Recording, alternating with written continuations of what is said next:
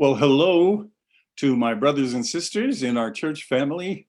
Hello to people who are in Grafton and to people who are on Zoom.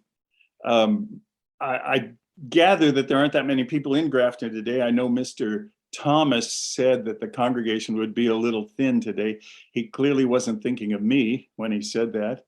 But here we are all together on this wonderful Sabbath day.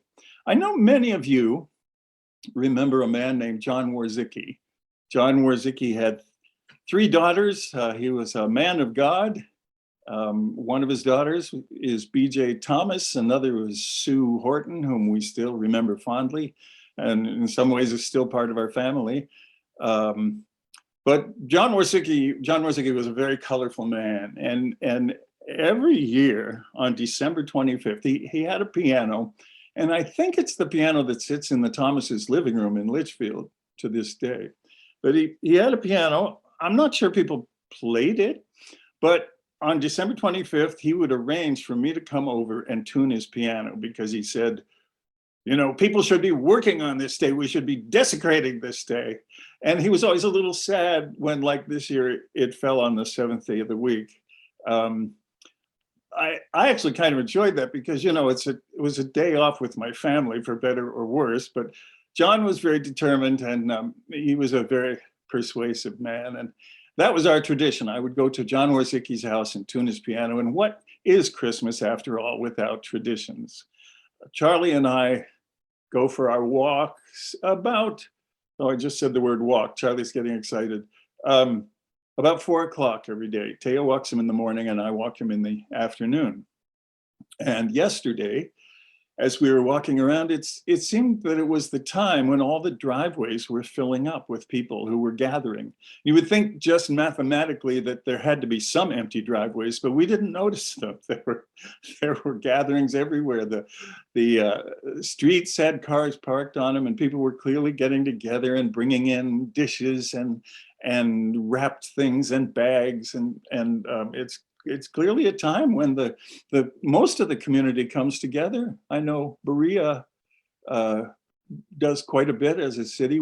Was one reason we like Berea is that it's a very active city, and of course we don't participate in many of the December activities, but they light up Coe Lake and the walkways, and they had fireworks, and they actually drag Santa accompanied by police cars and sirens to the different neighborhoods.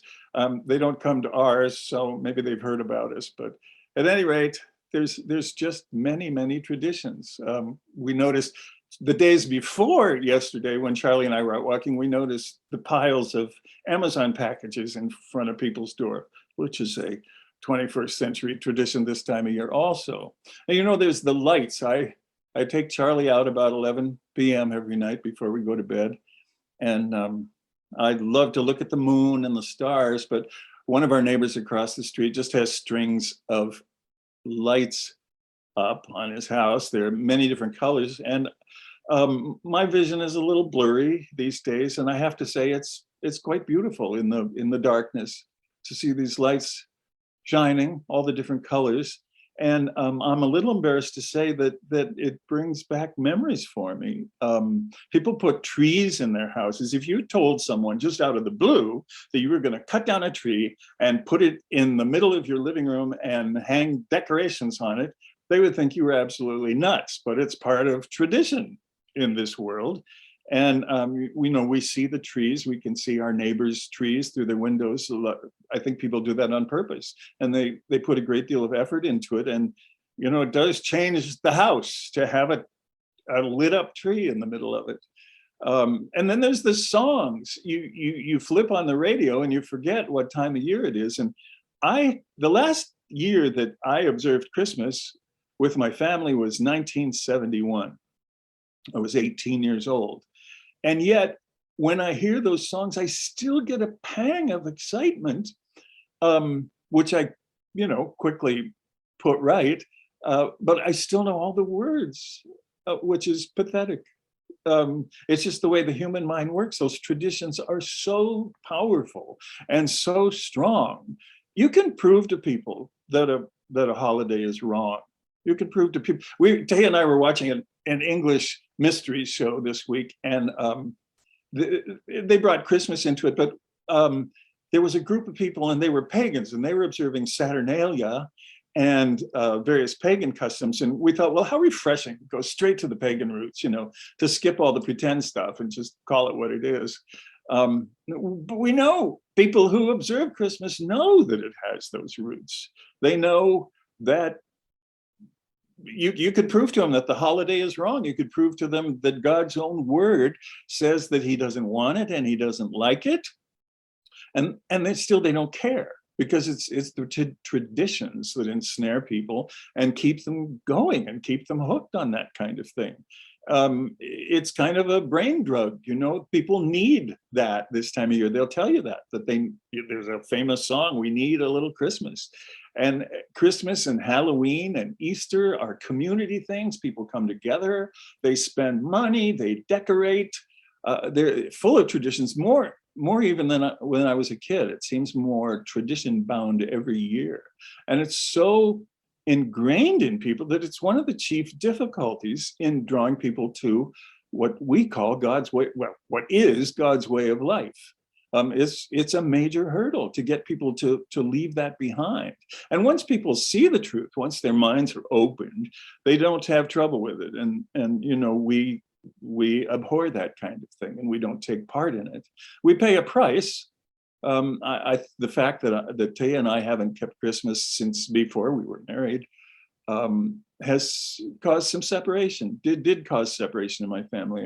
Maybe some hard feelings, but they would still gather, and they would not invite us, which worked out well for them and for us. But my family was big on Christmas, and we really paid a price. There's attachments that we lost because of it. We often think of traditions as bad because they're so enticing and so ensnaring and so addictive. And of course, we know all the verses. We'll start in Colossians 2:8. Let's get them out of the way right now. Colossians 2:8 says, "For in Christ, all the fullness of the deity lives in bodily form." And of course, Christ is the center of our beliefs and our way of life. It says, "And you have been given fullness in," am I in the right place? No, I'm a verse off. In verse 8, it says, "See to it that no one takes you captive through hollow and deceptive philosophy, which depends on human tradition and the basic principles of this world rather than in Christ." So Paul is warning us about the grip that tradition has on people. And of course, there's the verses in Mark 7 where Jesus talks about how the Pharisees subvert traditions, and they actually go against the law of God. In Mark 7, actually, it's kind of fun because the Pharisees are the one who brings the subject up. Jesus didn't just intend to devastate them at that point, but in Mark 7 at the beginning, it says the Pharisees and some of the teachers of the law came to him because they had a tradition about washing hands, very strong traditions, which were good traditions. And they asked in verse 5, "Why don't your disciples live according to the traditions of the elders?" And by the way, these were not bad traditions necessarily, not to start with anyway. And Jesus replied, "Isaiah was right when he prophesied about you hypocrites. Woe, as it is written, these people honor me with their lips, but their hearts are far from me. They worship me in vain. Their teachings are but rules taught by men," or as it's in our memories is traditions. And he mentions that as you go on, that they set aside the commands of God in order to observe their own traditions. So even though these traditions themselves were not bad, they were used in a bad way. And so Jesus was very down on putting traditions over the law of God. We all know about Deuteronomy 12. I think you know it so well. You can look it up starting in verse 29, where God says, "When you go into the land, don't learn the ways of the people there, because they'll draw you away from me." And it's one of the chief reasons, and one of the verses that we quote when we tell people why we don't observe Christmas. And of course, Jeremiah 10, which is famous. Well, let's turn to that one. Jeremiah 10 And if you read on, this is often used, and there's some argument over whether this actually refers to Christmas trees. It's interesting to read, but we're not actually going to go to that part. We're just going to read in verse 2, where this is what the Lord says, Jeremiah 10 and verse 2, where he puts it very clearly: do not learn the ways of the nations or be terrified by signs in the sky, for the customs of the people are worthless. And then he talks about cutting a tree out of a forest. But we know this in our memory as learn not the way of the heathen. And it's very important because those weren't the ways that God wanted on the earth. Those were things that men, with perhaps the aid of spirit beings, made up with and came up with on their own. And they became so ingrained that they became more powerful than God's own traditions. But we came out of all that. In John 8 and verse 32, Jesus Christ is famous for saying, you will know the truth, and the truth will make you free, or the truth will set you free. And that's the way we feel. And once you start learning God's truth, it does free you. Suddenly the scales fall from your eyes and you see things and you think, well, I shouldn't be doing that. And even though it's nice and it's fun and you get presents and food and things like that, you realize that it's not part of God's way of life and you shouldn't be doing it. Gloria Steinem has her own version of that, which is a favorite of mine. And I can't quote it verbatim because I don't want to be immortalized on YouTube as using the exact words that she uses. But the basics of what she says is, yeah, the truth will set you free, but first it's going to make you really mad. And she has a point. She didn't say make you mad. You can figure that out, I think. And in 1 Peter, who of course was a friend, knew Jesus Christ personally, when he writes this, it's straight from the mouth of the horse that was next to the other horse, the most important horse. In 1 Peter and chapter 1 and verse 18, Peter says, for you know that it was not with perishable things such as silver or gold that you were redeemed from the empty way of life handed down to you from your forefathers, but with the precious blood of Christ, a lamb without blemish or effect. And we are called out of those traditions. In one of the translations, it uses the words traditions, and I'm not seeing it right now, but if you, the point is that we are called out of all those things, and it's by Jesus' own decision and grace, as Mr. Thomas was talking about. We're encouraged by Paul in 2 Thessalonians, and we'll turn there. 2 Thessalonians in chapter 2.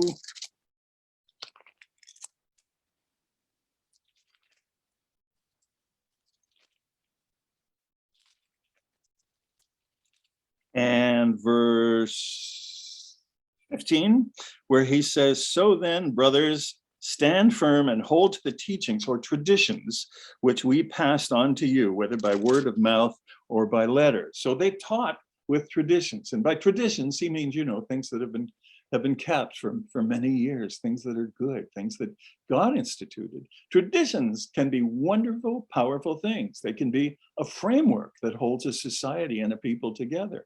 And we see it right this time of year, holding society together, but not in a way that will bring good results. It's just a way that brings temporary happiness to people. But I think many of you, when you hear the word tradition, if you're like me, you remember the movie Fiddler on the Roof, where Tevye sings a song, tradition, and that there's so many traditions that hold his society together. And of course, the Jews have thousands of years of traditions backing them up, and they're not bad traditions. The Bible gives us traditions, and sometimes it speaks quite favorably about traditions. As I said, the Jews have many traditions that aren't specifically commanded in the Bible, and they're not wrong to keep. They're perfectly fine. One of the things that you're aware of this time of year is Hanukkah, the Feast of Lights. And there's a passage in the New Testament that gives us a clue that Jesus even kept this. That it was kept in the temple in his day, and he was there, and it wasn't wrong. And actually, it's quite beautiful. The English term for the festival is the Festival of Lights, and how can you get more beautiful than that? And there's a beautiful legend that goes along with it about the oil not running out, and they have their symbols, and the physical symbols are wonderful traditions. And, Christmas is full of those. We don't have so many. But the menorah, the candelabra, the dreidel, the foods that they eat, nothing wrong with any of them. We don't have to keep them.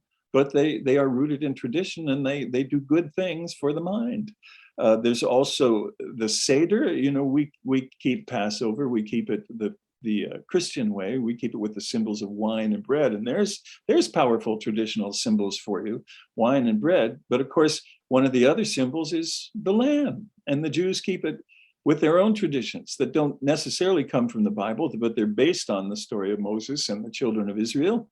They have their questions. Sometimes certain groups will leave a seat at the table for the prophet Elijah, whom they think is going to return. They have their foods and their bitter herbs and their lamb. I know many of us enjoy eating lamb on Passover when we can.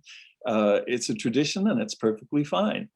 Purim is even mentioned in the Bible, and the beginnings of the holiday of Purim are in the book of Esther. We don't observe it because it's not one of God's holy days, but if you were to observe it, it would be okay. It commemorates the people of Israel being delivered from destruction at that point.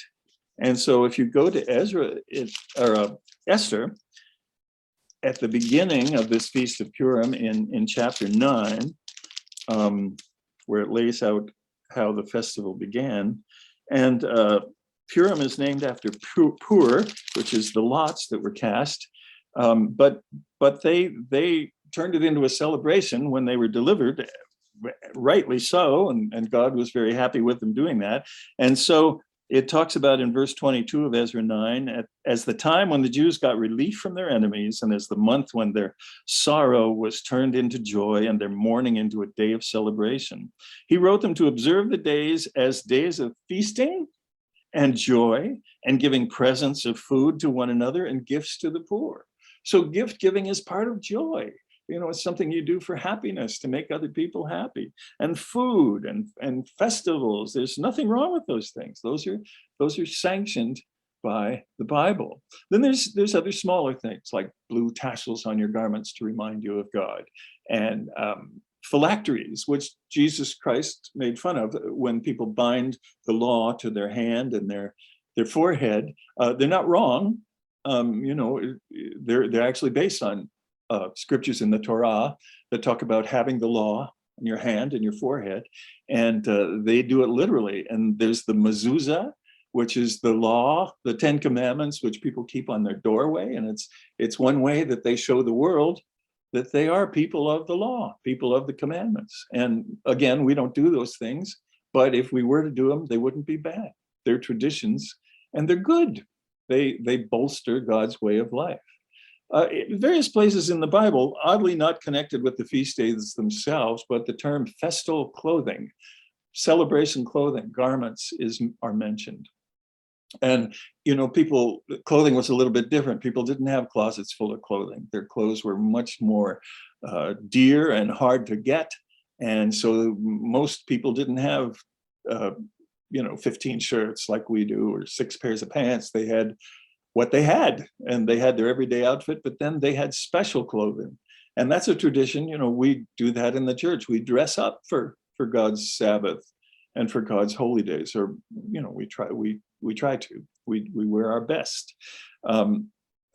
Many of you are aware that of classification, a group of Psalms, 15 of the Psalms, that are called the Songs of Ascents. And, we talk about holidays having their own music. Well, these were songs that were attached, and they became a tradition for people over the holy days to sing on their way to the feasts as they traveled to the feasts. We used to do that. We had special music in the car back in the days when we would make mixtapes. We would put them together, and there were songs that we chose specifically for going to the feast. Paul talks about the traditions that he came out of in Galatians, how that he was an upholder of the Jewish traditions. He basically says that he's moved on to more, but he doesn't say that the traditions are wrong. In Galatians 1 and verses 13 and 14, he says that he of all people kept them. he says in Galatians 1 and verse 13, for you have heard of my previous way of life in Judaism, and they were, they're our ancestors in God's way of life. God gave them the scriptures at which they preserved for the rest of the world, and he gave them his holy days and his way of life. How intensely I persecuted the church of God and tried to destroy it. I was advancing in Judaism beyond many Jews of my own age and was extremely zealous for the traditions of my fathers. And then he talks about God called him by his grace and was pleased to reveal his son. And so it's not, you see him in the book of Acts keeping some of those traditions, but he's moved on to a different kind of freedom and a different kind of way of life. Well, I maintain that one of the things the Church of God lacks but needs as a very powerful tool is traditions. We need them now more than ever in this time between now and when Christ returns, as Mr. Thomas was talking about last week. And I know Mr. Kubik thinks in those terms. There's things that have to happen. Now we know about the world tomorrow and how magnificent that will be, but there's a lot in the Bible about what comes before that. And I think we need traditions to keep us, especially in these dark times, now more than ever, and for the time between now and Christ's return, we need these powerful weapons for fending off the world's charms. They help us keep God in our minds. They help us keep close to the right way. They also help us to retain people, not just old people, but our children. One of our frustrations is that our young people, we're delighted to have young people in our congregation, and the church is blessed with young people, but many of them move on to other things. Taya's and my own children do not attend. They're not part of the Church of God at this point. They know how we feel, and they were raised very clearly living God's way, but God calls whom he calls. And they're good people, but they, for various reasons, they didn't stay with the way. If this sermon has a title, Mr. Joe Horton is good at coming up with titles for people's speeches. If you read them on our website, they're very well chosen. But I'll actually give him one, and this is entitled The Power of Traditions. We need symbols. We need the good kind of ritual. It's a path to the actual right way of life. We can't have lights and trees and carols. Those are things that we turn away from. But we can have equally powerful things. Traditions need time, and traditions need community to form. We really haven't had either. Now, you could argue with that if you want to, be in that we're connected to a tradition of God's way of life that goes back to the Garden of Eden, and you could even say before the creation of mankind. But organizationally, we're rooted in the 20th century. We've moved on into the 21st, and we really just haven't had time to develop a lot of traditions. We have some, and we have some very good ones. As far as the community part, many of when we keep the holy days, we come out of the world. When I look at Berea keeping Christmas, they come together and they shine lights into the world, and they set up trees and things like that. But we don't do that. We withdraw. We are with our own people, and that's the way we have to do it these days. It won't be that way in the world tomorrow, but it makes it hard to come up with lasting traditions. People don't see our traditions. We have the challenge of the second commandment, of course, which is vitally important. We don't make graven images, and we avoid idolatry. Now, what we avoid is making images of God. That it doesn't mean that all photographs or paintings or representations are wrong. If that were true, God wouldn't have had them in the temple. God had representations of parts of his creation. He commanded to be in the temple, and there were things like fruits and harvest and wave sheaves and things like that. It's not that the pictures themselves are wrong, but we never want to get into idolatry. And man, if you see pictures of Christian services this time of year, there's a lot of statues in those buildings. They'll say, oh, well, they're not idols. And we go, oh, okay. We're okay if you want to believe that. If Mark Scapura wants to believe that the piano player follows the song leader, it's fine with me. If churches want to believe that their statues aren't idolatry, whatever. but it seems to me like they are. We avoid that. But as I said, the commandment doesn't rule out all images. So what I want to do right now is take an inventory of the things that we do have. And I want to post an invitation to you at this point, because many of you are on Zoom, and on Zoom you have what's called the chat feature, if you know how to use it. And I'm certainly not going to give out my phone number, because again, it would be immortalized on YouTube, but many of you have my phone number. And if there are things that you think of that you want to add to the list that I'm going to give you, you can feel free to text me. I've got my iPad here, and let's see, I'll open messages. And, I'm not expecting great gobs, but if you want to participate by chat or by texting me, if you don't have my phone number, I bet you the person next to you does. And I know we're trained to keep our phones off during services, and that's a good thing. But if you want to use it, you certainly have my blessing. First of all, I think one of the most powerful traditions we have is God's holy days. And what a treasure trove of traditions they are. They are right, and they are good, and they are a doorway into God's mind and his plan and what he wants and what's important to him. We have traditions associated with them. Of course, we have lambs at Passover. We have the pictures of bread and wine. We have unleavened bread and joyful feasting on it.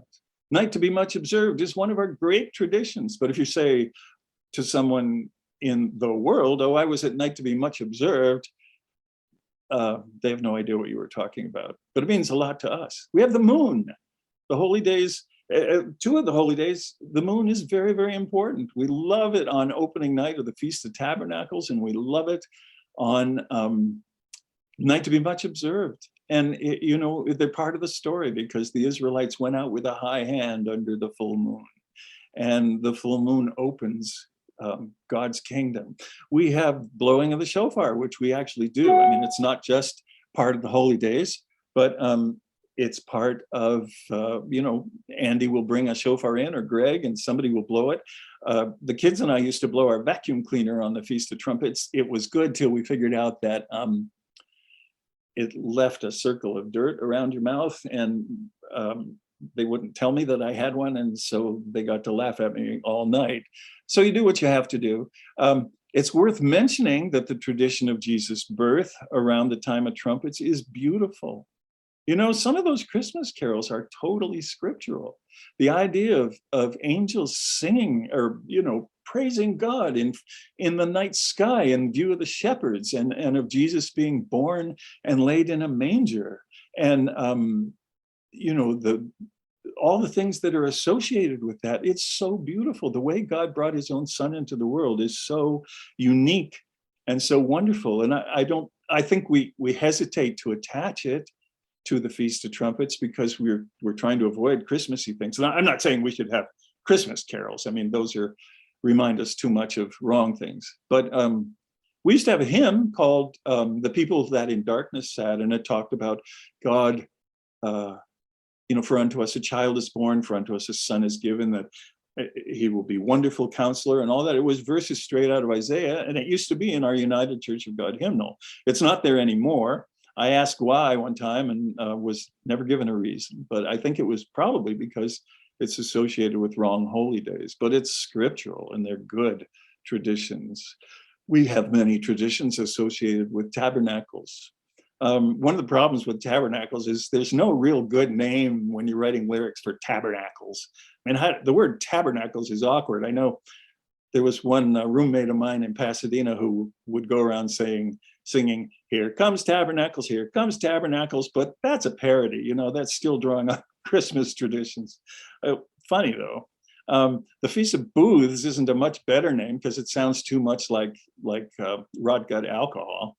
Sukkot, we know what it means, and it's a beautiful symbol and tradition, but it's hard to say. So maybe there would be better names for it when it comes to writing songs, or like the Festival of Harvest, which is a biblical name, or the Festival of Ingathering. And fruits could be a symbol of that kind of thing. We make feast chains, don't we? Our children make loop chains, and they put one for every day leading up to the time that usually it's the time they leave for the feast, because that's the biggie. And Sometimes we'll put little pictures on them. The kids and I used to put stars, or for the special ones, and the Sabbath days got special ones. And then we would take off one chain every day. And between the four of us, we never forgot. One person might have forgotten, but we did it. And it's fun, and it's a symbol, and it's a tradition. I think one of the most powerful symbol traditions that the church has ever had, and when you bring it up, people go, oh yeah, why don't we have those anymore, was our festival stickers. Back when I came into the church, we would get a feast sticker. And, actually, it was to help the parking people direct the ministers to the ministers' lots, and the handicapped people to the handicapped lots, and the normal people to the normal lots. But the way they turned out to be used was we would keep our eyes out for them when we were on the road, because if we were going to, say, Dayton for the feast, and we did, then on the road we would see funnels of traffic, and there'd be 20 cars with nothing on it, but then you'd see one with a feast sticker, and you would beep and you would wave. I think they were discontinued because they identified us as tourists in areas, and there was thought that it wasn't a good security thing, but people have tried to bring them back. You know what I'm talking about if you experience them. They're a very strong tradition, and to this day, when I see one with either the lion and lamb or the FT on it, it brings back memories, because it's been that long. I mean, I've, like many of you, I'm pushing 50 feasts, and that's enough to make a tradition. We do our own traditions. The kids, we laugh because most of our life we badmouth Walmart.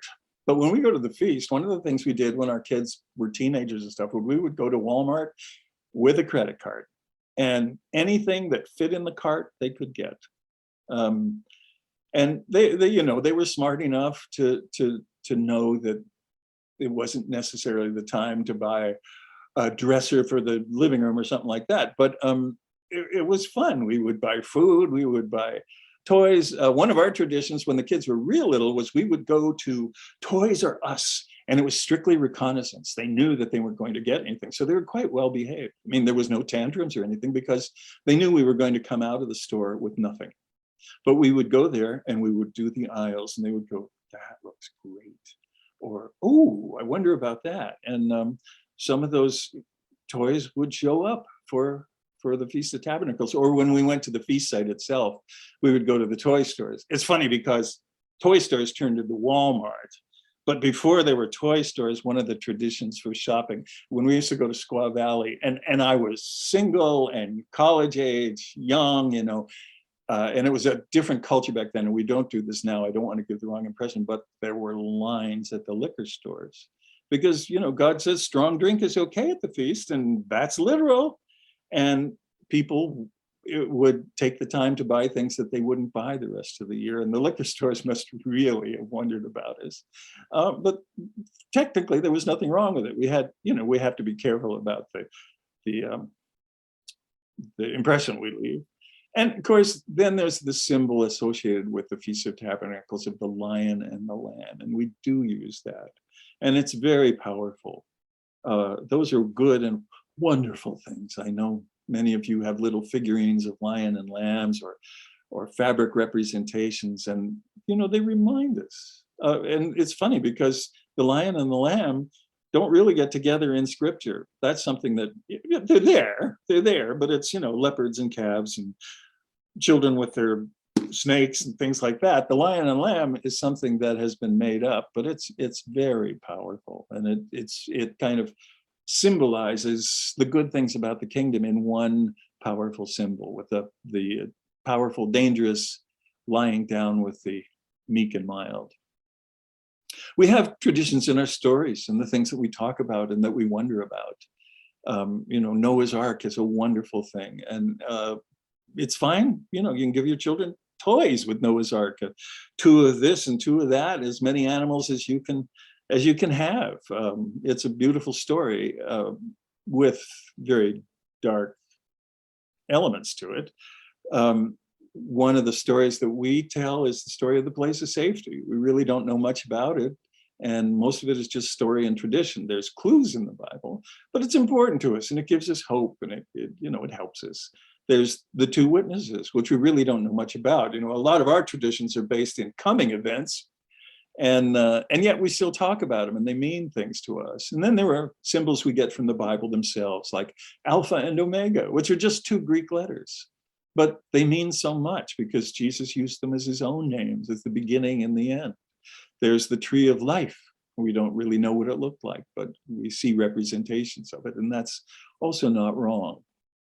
I think there's three powerful sources of tradition that we already have, that I want to mention, and maybe you know more. Let's see. Here's a tradition from Sarah, a special candle only used for Friday evening. And yes, we should have feast stickers again. And why didn't I see that? Because, candles, yes, people do use them, and they are good symbols. It's light. They're beautiful. But one of the traditions that we have that's a very, very important tradition, and we do give it importance, but I want to just reinforce how important it is our youth camps in the summertime. They're a tradition in the Church of God and in other groups too. But the camps themselves have their own traditions that when the young people go to them, they enjoy being part of. And, different camps have different traditions. But it's that repetition year after year after year that's important, and it becomes ingrained in our people. And camps are one of the biggest tools in keeping our young people and in getting them excited about God's way of life and helping them stay true to God when the world gives them other opportunities. You ask young people who are strong in the church, and many of them will mention how important the camps were to them. And, they come out of the world and they can be with other cool people, and they can learn things together. And there's a lot of strength in that.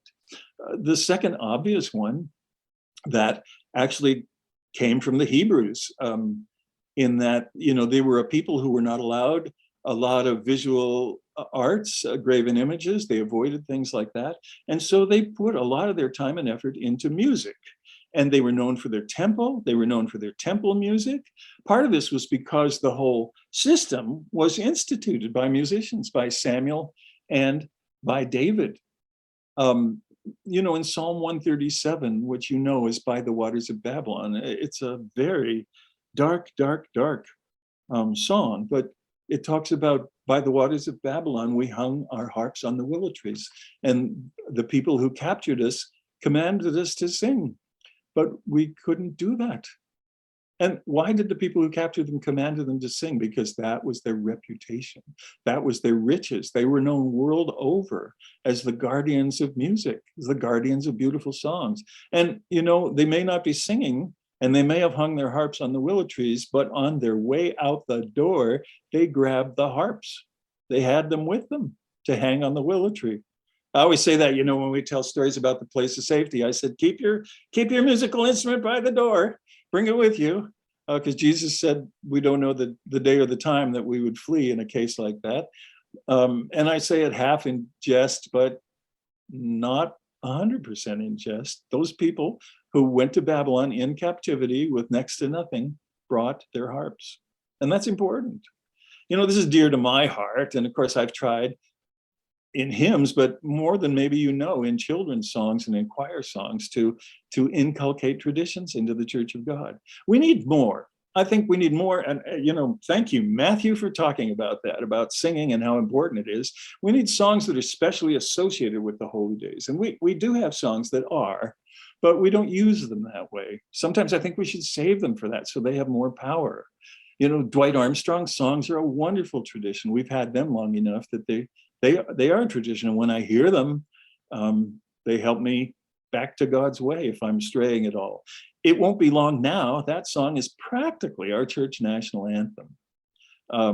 It's a beautiful song. It summarizes the world tomorrow, the things that we long for. And I bet most of you know the words by heart. When I lead it at a camp sing-along, I don't need to give people the words. They know it. But I still think there are more songs to write, songs of maybe a more secular nature that we wouldn't necessarily perform at services, not that there'd be anything wrong with them. Between now and the time that I die, I'm going to try to add to that pile. We'll see how it works. And the third thing, that's a tradition in the Church of God. Oh, and Bob Shenfield, God bless you. brings it up in a text that he sent. Bob says, fellowship times, before and after church, potlucks, church dances, and that's what I'm going to talk about as the third point, is hospitality and community. And it's difficult in this time because, of course, you know, some of us feel the need to keep separate in this time. Tay and I bought a house in 2019. It's just a house, but it's a nice house. It's in a good location. Some of you have seen it. I think the Hortons have all been over at one time or another, and BJ's seen it, but most of you haven't. You know, Amy lives 3 blocks away, and Amy Frenchick, and we've only had her over once because these are weird times. You know, we moved in the last half of 2019, and then 2020 came, and I don't even have to explain to you, you understand. So we have fallen down, but that's something that needs to be strengthened, getting together. These are hard times. It's hard to see a way out without Jesus' intervention. And the traditions of men don't give them a way out. For all the supposed goodwill and hope of Christmas, their traditions don't say how we get out of this. They don't help the world be better. They might help people's, you know, individual psyches for a little while, but our traditions help us toward the good. Traditions aren't meant to be the heart of the matter, they're just traditions, but they give powerful images that illuminate the truth. They inspire us, they keep people in our community. They aren't the heart of the matter, but they're a path to it and a fence around it. In the world tomorrow, which is one of our most powerful traditions, and we talk with our children about it, and it's so wonderful to think about how things will be, and we read in Isaiah about healings and gardens and wildernesses being lush and creatures and food and meals, and how the farms will be so productive, and the flocks, and there will be riches, and the world will bring their treasures to us. You know, it's one of the most powerful traditions that the world does not have. It will be fun to see traditions grow in that time when the other traditions are gone, but the whole world will be keeping God's way. And traditions will grow, and they'll be good because they'll grow out of God's way of life. There'll be a whole world keeping God's way, and traditions will grow and fill and reinforce society. There'll be a good and beautiful thing and a powerful force for reaching the whole world. Let's go back to 2 Thessalonians 2:15.